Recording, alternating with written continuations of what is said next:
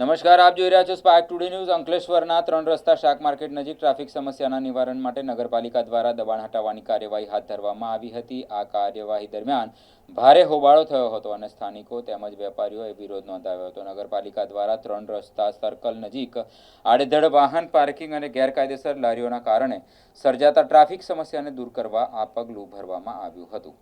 માર્કેટની બાજુમાં સંજયનગરમાં જતા મુખ્ય માર્ગ પરથી ગેરકાયદેસર શાકભાજી વેચવા લારીયાવાળાઓને હટાવી જેસીબી મશીન વડે દબાણો દૂર કરી માર્ગ ખુલ્લો કરવામાં આવ્યો હતો। પાલિકાના પ્રમુખ જિગ્નેશ અંદાડિયા અને ચીફ ઓફિસર કેશવ કોલડિયાની ઉપસ્થિતિમાં આ કામગીરી હાથ ધરવામાં આવી હતી। પાલિકાએ છૂટક શાકભાજી વિક્રેતાઓને રોજીરોટી ન છીનવાય તે માટે માર્કેટની બાજુમાં વ્યવસ્થિત જગ્યાની ફાળવણી કરી હતી। જોકે મહિલા વિક્રેતાઓએ આ ફાળવણીનો વિરોધ કરીને માર્કેટમાં જ બેસવા દેવાની ઉગ્ર રજૂઆત કરી હતી। દબાણ હટાવવાની કામગીરી ચાલુ રહેતા મોટી સંખ્યામાં મહિલાઓ અને વેપારીઓ નગરપાલિકા કચેરીએ પહોંચ્યા હતા। આ દરમિયાન મામલો વધુ ગરમાયો હતો જ્યારે આમ આદમી પાર્ટીના અગ્રણી નીતિન વસાવા અને શહેર ભાજપ પ્રમુખ ધર્મેન્દ્ર પુષ્કર્ણ વચ્ચે શાબ્દિક ઘર્ષણ પણ સર્જાયું હતું। બંને પક્ષો વચ્ચે ઉગ્ર બોલાચાલી થતા કચેરી પરિસરમાં તણાવપૂર્ણ વાતાવરણ સર્જાયું હતું। સ્થિતિ વધુ ઉગ્ર બનતા હાજર લોકોમાં પણ ચર્ચા જાગી હતી કે જોકે બાદમાં અન્ય આગેવાનો અને અધિકારીઓએ દરમિયાનગીરી કરીને મામલો શાંત પાડવાનો પ્રયાસ કર્યો હતો। દબાણ હટાવવાની કામગીરીને કારણે પોલીસ બોલાવવાની ફરજ પડી હતી। આજે તમે મારી જોડે જોઈ શકો છો કે આજે આ બધી બહેનો આંદોલન પર ઉતરી છે। આજે વિધવા બહેનનો હક છીનવી લેવામાં આવે જ્યારે નગરપાલિકા અમને જો નિરાકરણ નહીં આપશે, નગરપાલિકા જો અમને સાત પ્રકાર નહીં આપશે, નગરપાલિકા જો અમારી જગ્યાએ અમને બેસવા દેવામાં આવશે નહીં તો આના માટે અમે આનાથી ઉગ્ર આંદોલન કરવા તૈયાર છીએ।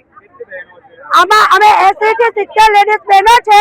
જ્યારે આ બધી ગરીબ વિધવા બહેનોને જો 7 ટકા ભાજપની સરકારના રાજમાં નહીં મળે તો હવે આ નિર્ણય આજે અમારો ફાઇનલ આજે હપ્તાખોરી બી અહીંયા વસૂલવામાં આવે છે એ બી બધું બંધ કરવામાં આવે ને આજે અમને અહીંયાથી ન્યાય મળવો જ જોઈએ। ચોક્કસ પણ અમને ન્યાય મળવો જોઈએ કે આજે અમે જ્યાં વર્ષોથી ધંધો કરતા આવ્યા છે ત્યાં અમને જગ્યા આપવામાં આવે। જો અમને અહીંયા જગ્યા આપવામાં નહીં આવશે તો અમે આનાથી ઉગ્ર આંદોલન કરવા તૈયાર છીએ। અમે કલેક્ટર ઓફિસની રજૂઆત કરી છે, મામલતદાર સાહેબને અપીલ કરી છે, હજુ અમારું કોઈ નિરાકરણ આવ્યું છે નથી। અમારી માંગ એટલી જ છે કે અમે જ્યાં વર્ષોથી ધંધો કરવા આવ્યા છે, જ્યાં બેસીએ છે ત્યાં અમને બેસીને ધંધો કરવા દે। જો અમારી રજૂઆત નહીં સાંભળશે તો નગરપાલિકા આ બધી બહેનોને નોકરી આપે।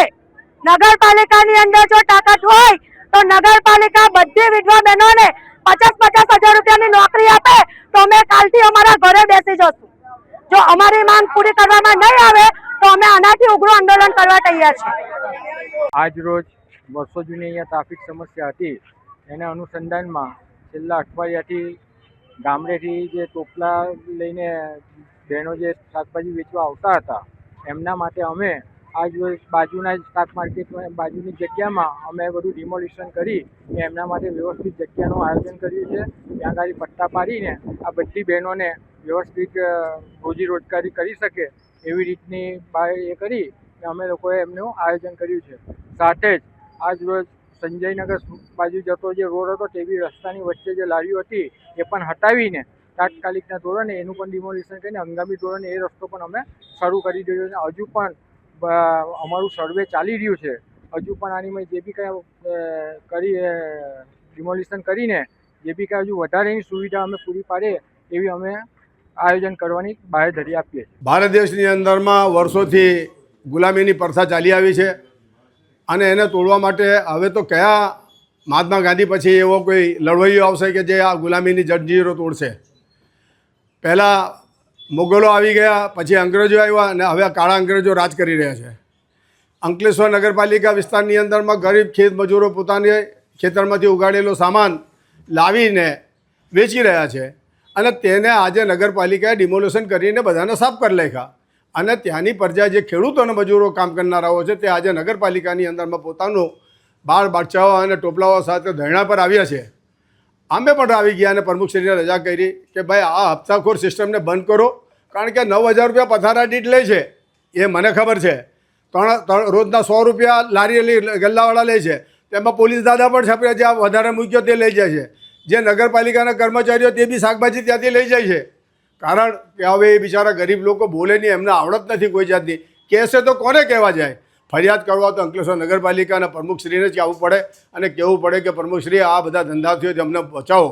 અને આવા અસામાજિક તત્વો જે ડેરોઓ લાખી, પથ્થરો લાખી, જે પીડબ્લ્યુડીની જગ્યા છે, અંકલેશ્વર નગરપાલિકાને કંઈ લાગે પડી ગઈ પણ એમને સહુલગતિ કરી આપી છે આપણે. એ સહુલગતિનો અંત લાવવા માટે અને આ ગુંડા તત્વોને અને નાશ ન કરવા માટે આપણે નગરપાલિકાએ સક્રિય બની અને તેવા તત્વોને ઝેર કરવા પડશે ને એમને બેસવા માટેની વ્યવસ્થા કરવી પડશે. બીજું કે તમે પીરામણ નાકાથી કે તમે નવી નગરી સુધીમાં જાઓ ત્યાં પણ આ જ તત્વો બધા દબાવીને બેસેલા છે. તો હવે એનો મૂળ રસ્તો કેવી રીતે કાઢવો એ અંકલેશ્વર નગરપાલિકાના પ્રમુખ, મુખ્ય અધિકારી અને બોર્ડની અંદરમાં અમારી રજૂઆત ધારદાર હશે. તો ના કરશે તો ના છૂટકે તો અમે નગરપાલિકાની અંદરમાં ગાંધી ચિંતી આંદોલન કરીશું. જય હિન્દ, જય ગરવી ગુજરાત. ભરૂચ હપ્તા અંકલેશ્વર નગરપાલિકાની અંદરમાં બધાને ખબર છે. વ્યાજની એલી શું છે પાસબુક, પરચી એ બી ત્યાં 10%ના હિસાબે ફેરવવામાં આવે છે. એ બધું મારે કહેવાનું નહીં હોય, એ તપાસનો વિષય છે. તમે પોલીસને લખો, ડીએસપીને લખો, કલેક્ટરશ્રીને લખો કે આ પાવતી વ્યાજખોર કરનારા કોણ, તો તમને ખબર પડી જશે ભાઈ. મારે કહેવાથી મારા કહેવાથી એટલે પુણ્યા આંગળી ચીંધવાથી કે પુણ્યા નથી મળી જવાનું. એ સરકારી વિભાગનું કામ છે. અરે મારા ભાઈ આ સમય નથી કહેતો, વર્ષોથી ચાલી રહેલું છે. જ્યારથી આ સત્તાઓનું પરિવર્તનો થયા છે ત્યારથી દાદા લોકો બધા સક્રિય થઈ ગયા છે.